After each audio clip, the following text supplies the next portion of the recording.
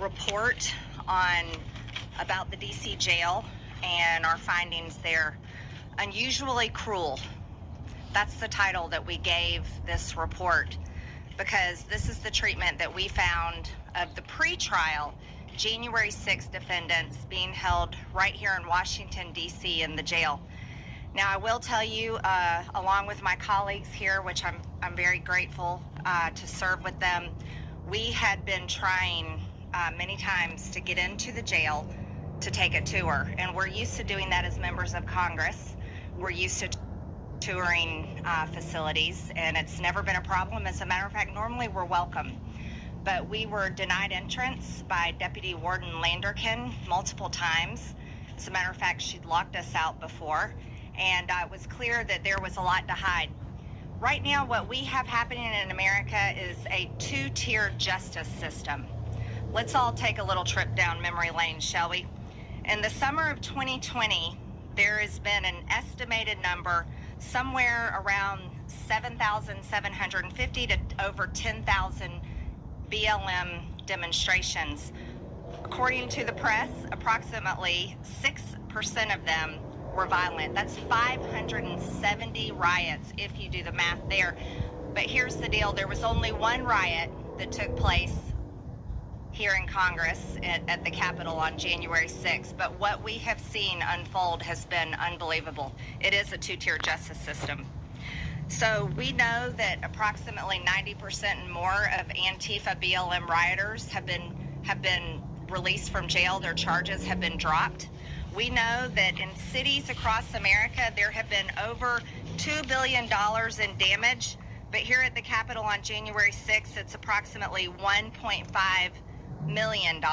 There's a clear difference.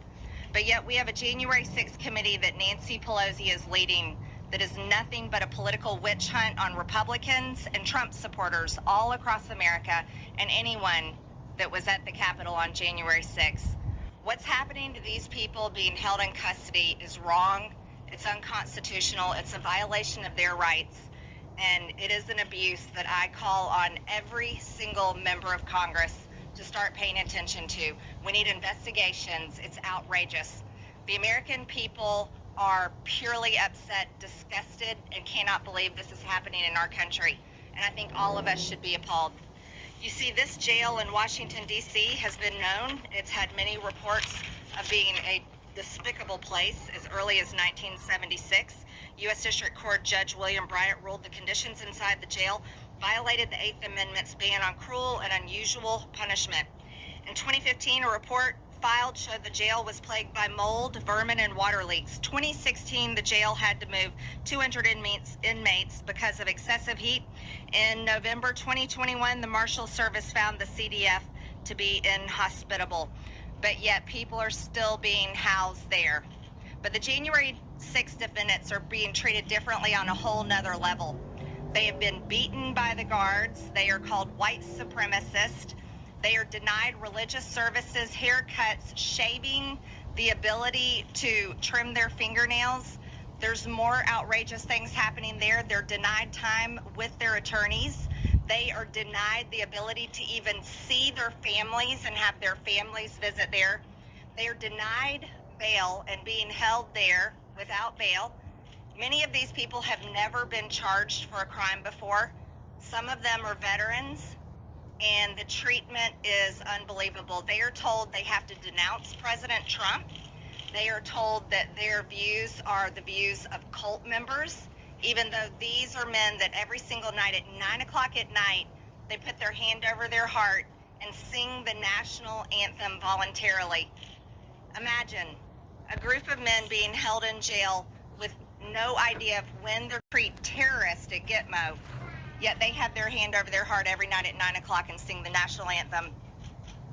That's something I don't think any of us can fathom, while they're being persecuted by the very government that has the American flag over our buildings. This is completely wrong. Whether we agree, disagree, and I can tell you right now, I completely disagree and am very against the violence that happened on January 6th at the Capitol. We should all disagree with how these people are being treated.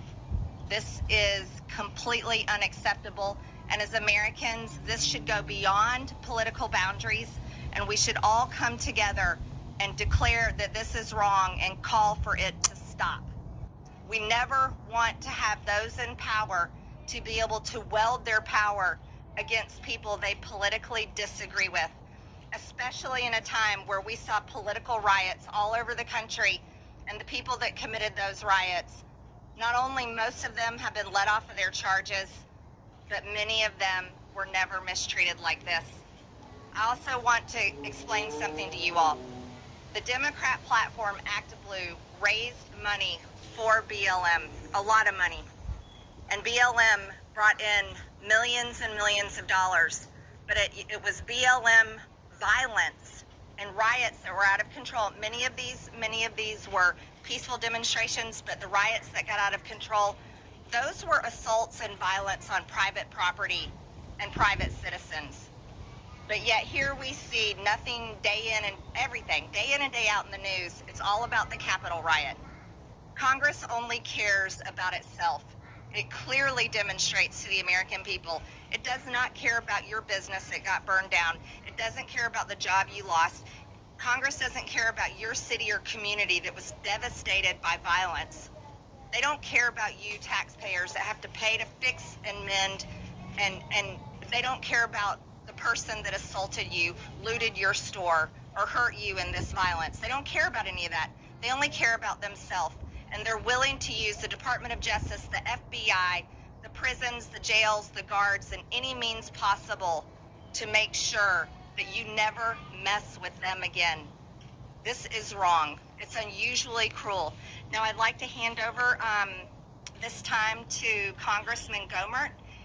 Congressman Gohmert was the other only member of Congress that was able to tour the jail with me that day, because I was only given a little over 15 minutes notice and time to get there that I was going to be allowed to get in.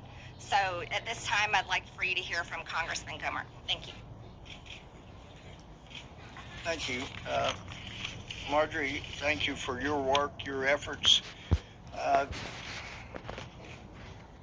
There's no better contrast between what happened in the summer of 2020 and what happened January 6th than the issue of bail.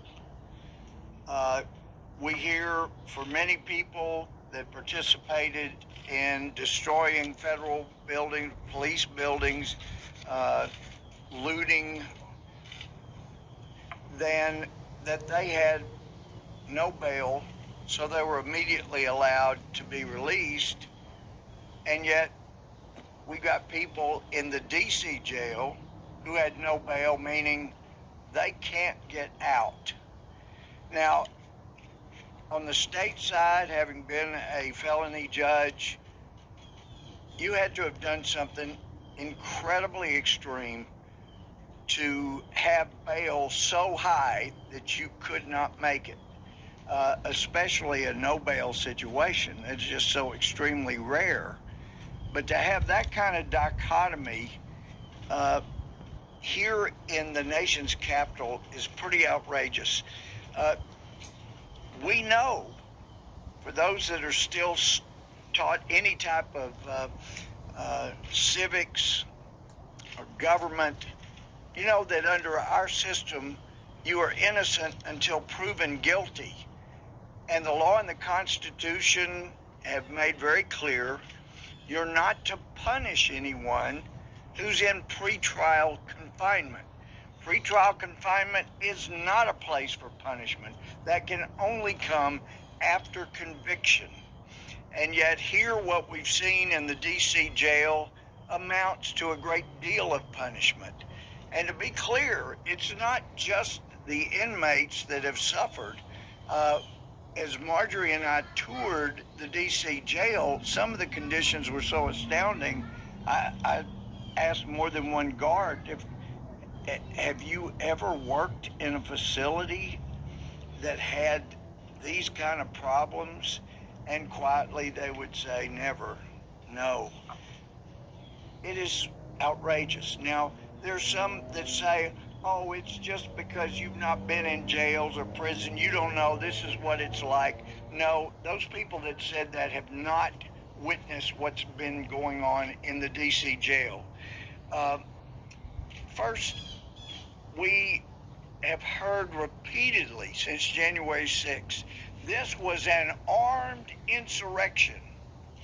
And as I asked Merrick Garland, and I've asked others, is there anybody been charged with insurrection? And the answer is actually no. No one has been charged with insurrection. In fact, if they were going to charge with someone with insurrection, it's beginning to sound more and more like those would be agents for the federal government that were there stirring things up, trying to get people to engage in violence.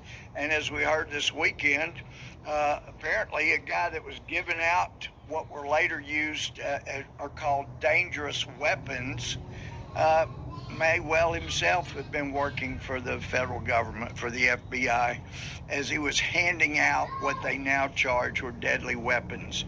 So we've got a lot more investigating to do. The condition of solitary confinement has been so often struck down as inappropriate, and yet the D.C. jail has gotten away with it for such things as, how dare you demand to talk to your lawyer in person, because now we will have to put you in solitary confinement, we'll call it quarantine, for 2 weeks. It's bad enough what they're suffering from, but to discourage the ability to talk to your attorney, and what we saw as we go in the building, they got a great facility there. The plexiglass, the phones on either side.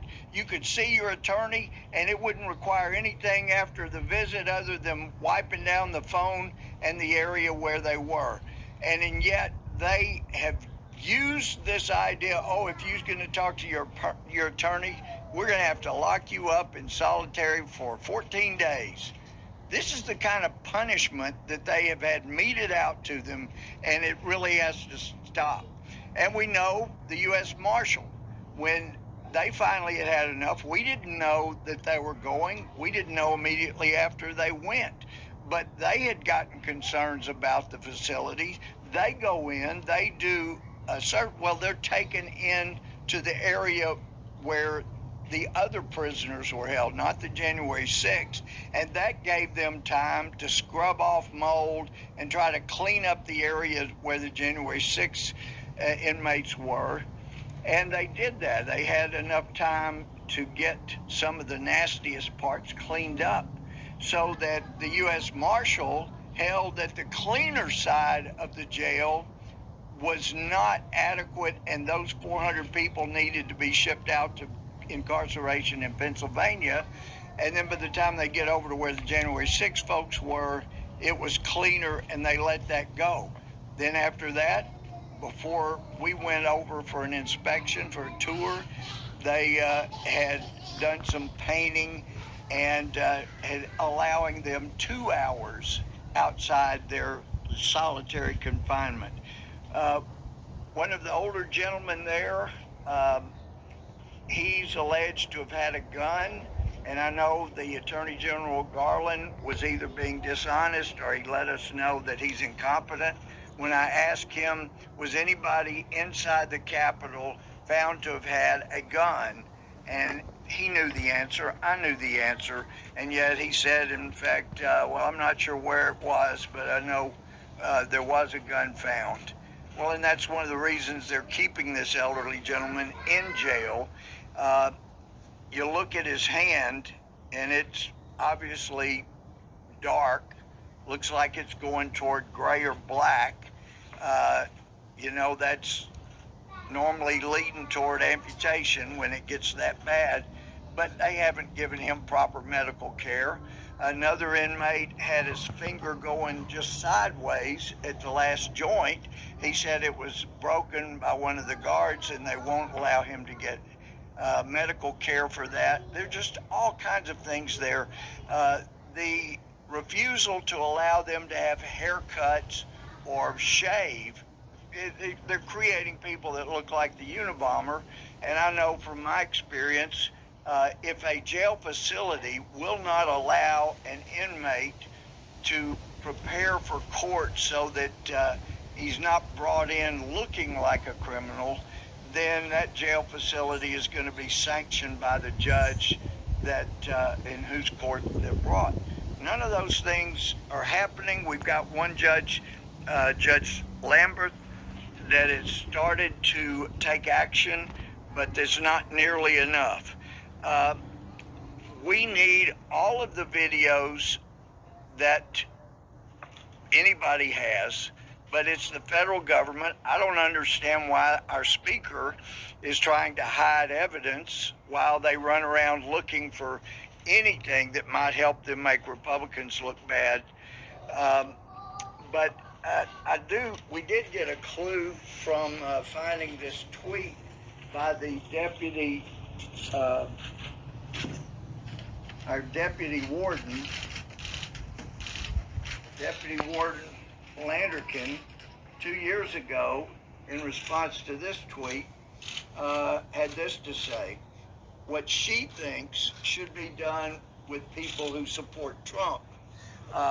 She said it 2 years ago, and she's been carrying out what she said ever since these people were admitted to jail. These people need to be relieved of their duty. She's the one that, when the four of us went up there to try to do a tour of the jail, we were lured outside, and then she runs around back in and locked the door to the main lobby where people come in. So there are people that are in charge that should not be. The inmates are being mistreated. And as somebody that's been a prosecutor, a felony judge, and a member of the crime subcommittee ever since I've been here, I've toured, no telling how many jails and prisons. And it's just hard for me to believe federal judges are allowing this to go on right here. It is a bad omen for the country that this is happening. And at this time, I would like to yield to my friend from Florida, Congressman Gates.